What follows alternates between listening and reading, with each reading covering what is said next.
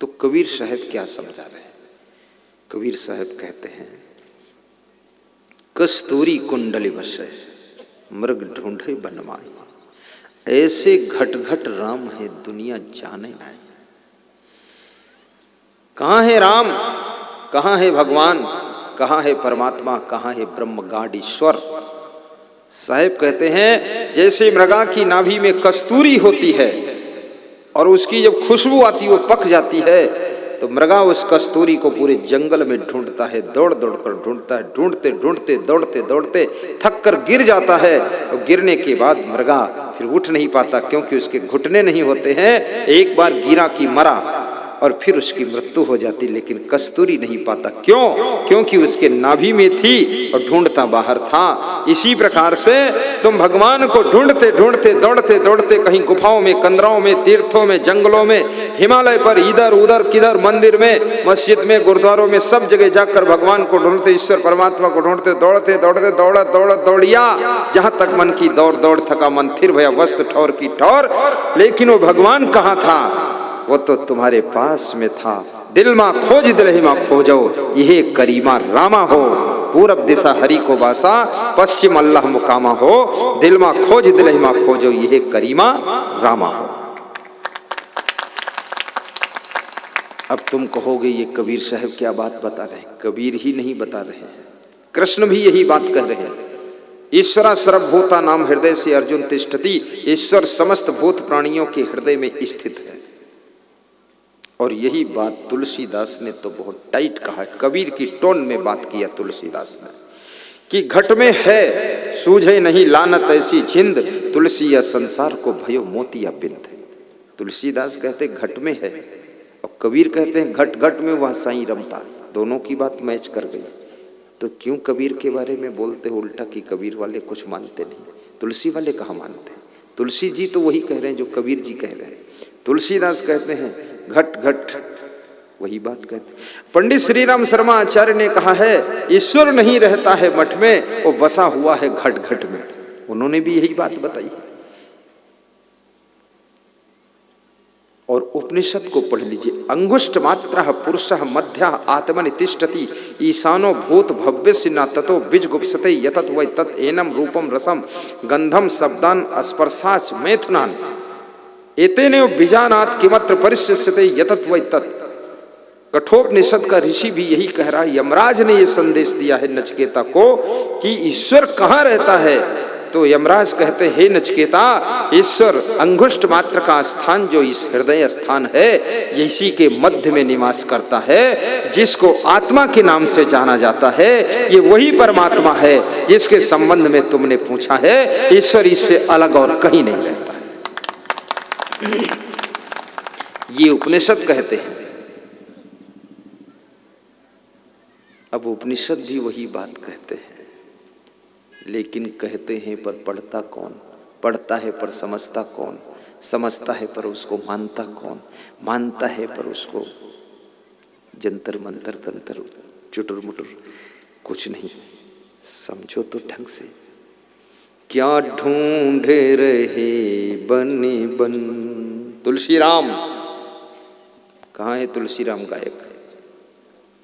क्या ढूंढे रहे बने बन, घटे घटे में समाया है। क्या ढूंढे रहे बने बन। हाँ, महात्मा लोग संकोच नहीं करेंगे गाने में, डरेंगे नहीं। दमदारी से गाइए, माइक के पड़ोस में बहुत दूर रखोगे, राइफल आवाजें नहीं आएगी। घटे में समा जोरदार गाओ, शर्माया ना करो। तुम लोग छोटे हो लेकिन जबरदस्त हो। हाँ, क्या ढूंढ रहे बने बन। बस रुक जाओ। क्या ढूंढ रहे बन बन। प्राचीन समय में ऋषि मुनि सब जंगल में तप करते थे कि यहां भगवान मिल जाएगा। अरे जंगल में भगवान मिलेगा तो आपके घर में क्यों नहीं मिलेगा? कबीर साहब ने कहा है कि अगर मस्जिद में अल्लाह है और मंदिर में ईश्वर है तो बाकी जगह कौन है? गुरु नानक देव किसी मंदिर में पैर फैलाकर सोए थे तो उनके पैर मंदिर के गेट की तरफ थे। तो मंदिर का पुजारी आया, बोला तुमको इतनी अकल नहीं है मंदिर के गेट की तरफ, भगवान की तरफ पैर फैलाकर सोते हो? तो गुरु नानक देव हंसने लगे, बोले थोड़ी कृपा करो, जिधर मंदिर ना हो, जिधर गेट ना हो, मेरे पैर उठाकर खींचकर उधर कर दो। तो वो भी उदंड पुजारी था, उसने दोनों पैर पकड़े उनके और उठाकर खींच करके पूरब से पश्चिम की ओर कर दिया। तो फिर गुरु नानक देव ने कहा, आप संतुष्ट हो? बोले हाँ संतुष्ट हूं। तो बोले तो मुड़कर देख लो पैरों की तरफ क्या है। तो उधर भी मंदिर था, वो मंदिर भी मुड़ के उधर ही आ गया। तो बोले और इसको खींचो दूसरी तरफ करो। तो उत्तर की दिशा की ओर पैर उठाकर खींच कर दिया। बोले अब देख लो। तो देखा उत्तर की तरफ मंदिर आ गया। बोले जिधर मेरे चरण रहते हैं उधर ही मंदिर रहता है, तेरे को क्या पता है, तेरे को जो मंदिर दिखता यही मंदिर नहीं है, चारों दिशाओं में मंदिर है। अगर मन निर्मल है तो आपका घर भी मंदिर है, और मन में मलिनता है तो मंदिर भी तुम्हारा घर बन जाएगा, आश्रम भी घर बन जाएगा। कितने आश्रम जो है लोगों के घर बन गए और कितने मंदिर घर बन गए। यदि मन में मलिनता है तो मंदिर को भी तुम घर बना दोगे, और मन में पवित्रता है तो आपका घर भी मंदिर जैसा पवित्र हो जाएगा।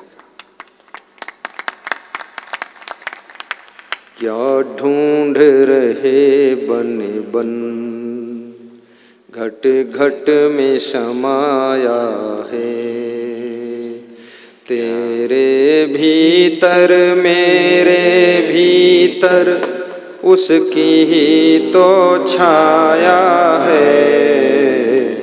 क्या ढूंढ रहे बन बन, क्या ढूंढ रहे बन बन, घट घट में समाया है।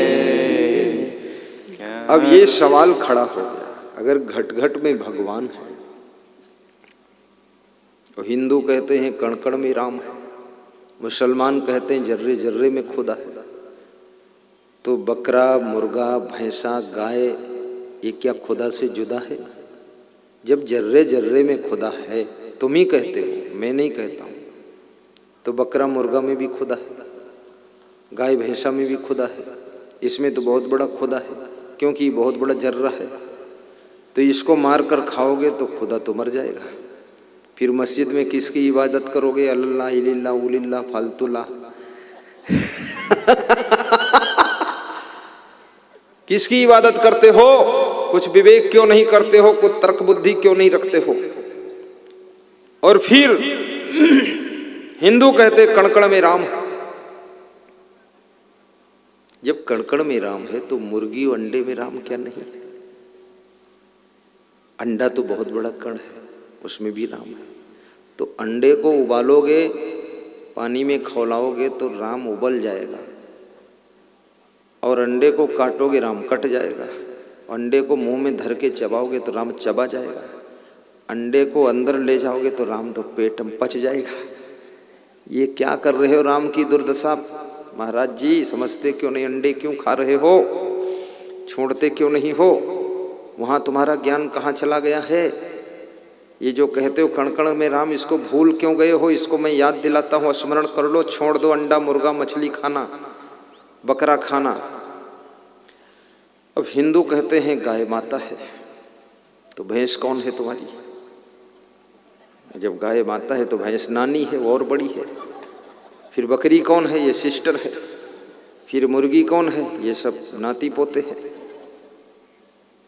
रिश्ता जोड़ो तो सबसे जोड़ो ना। ये कोई बकरी मुर्गी खाने के लिए थोड़े हैं। जियो और जीने दो का सिद्धांत लेकर के चलो।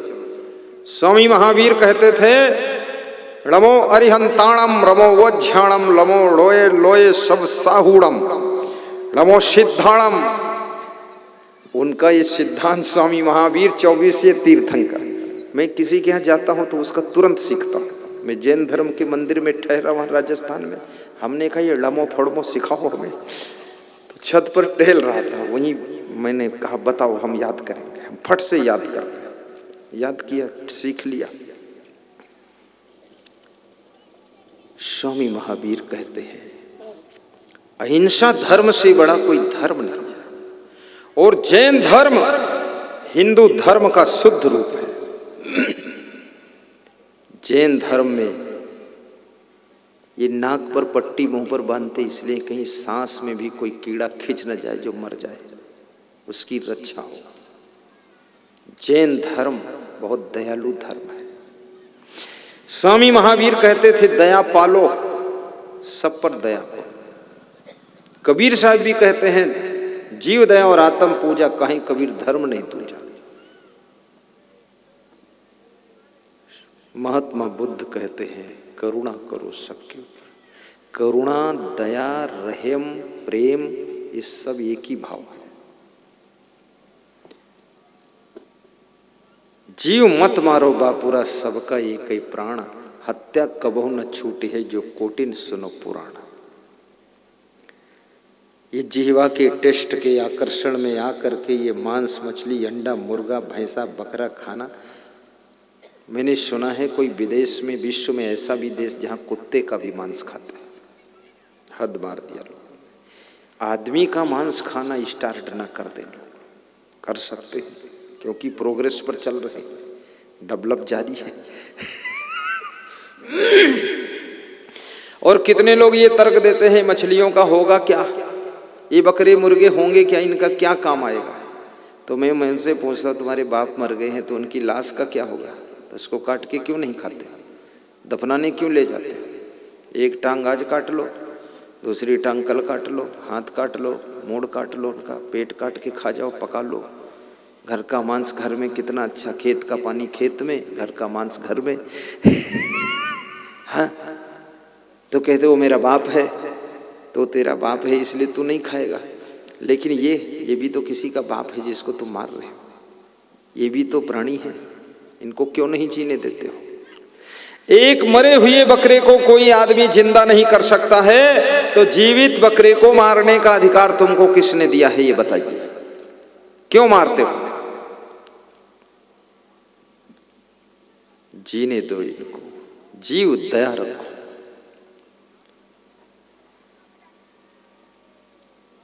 साहिब बंदगी, जिसके दिल में दया का खजाना नहीं। बैठो बाबा, उठो मत, कौन उठा है, बिठा लो, मान जाओ बाबा, हाथ जोड़ लो, पांव पकड़ लो इनके। ये कहाँ जा रहा है दया करने, मान जाओ मान जाओ।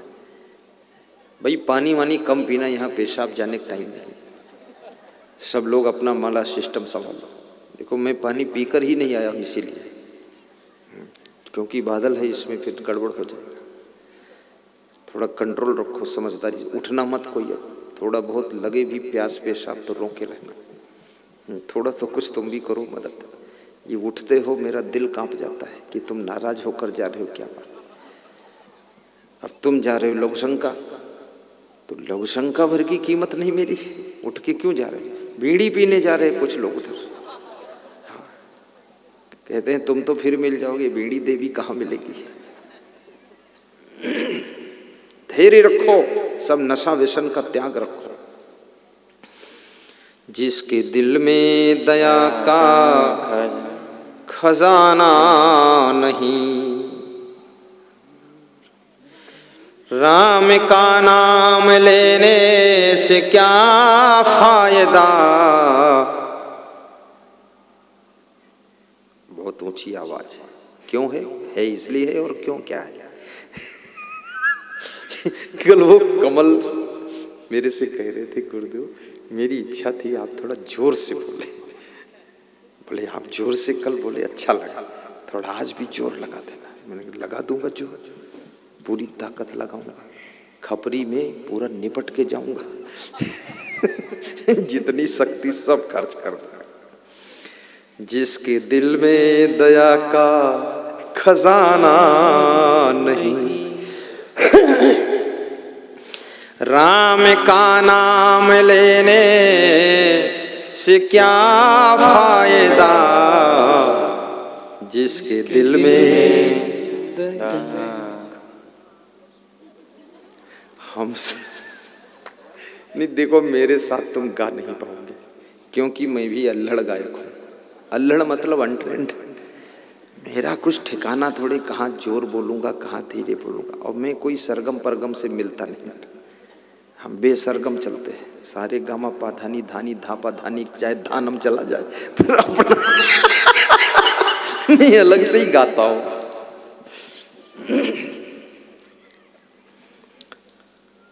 दान का हाथ आगे बढ़ाया नहीं, खाली माला हिलाने से क्या फायदा, खाली माला हिलाने से क्या फायदा। जिसको मतलब है बस अपने आराम से, जिसको मतलब है बस अपने आराम से, दूसरों की मुसीबत से क्या वास्ता। जो मतलबी यार है, स्वार्थी दोस्त है, स्वार्थी रिश्तेदार है, तुम्हारी दर्द से उसको कोई रिश्ता ही नहीं है, केवल फालतू गप्पा मार करके जयराम जी की बोल रहा है। तो कबीर साहब कहते हैं, जिसको मतलब है बस अपने आराम से, जिसको मतलब है बस अपने आराम से, दूसरों की मुसीबत से क्या वास्ता। जिसने माता पिता की न सेवा किया, उसको गंगा नहाने से क्या फायदा। जिसने माँ, ताली बजा के गाइए, दोहराइए 3 बार। सेवा किया, उसको गंगा नहाने से क्या फायदा। दान का हाथ आगे बढ़ाया नहीं, खाली माला हिलाने से क्या फायदा।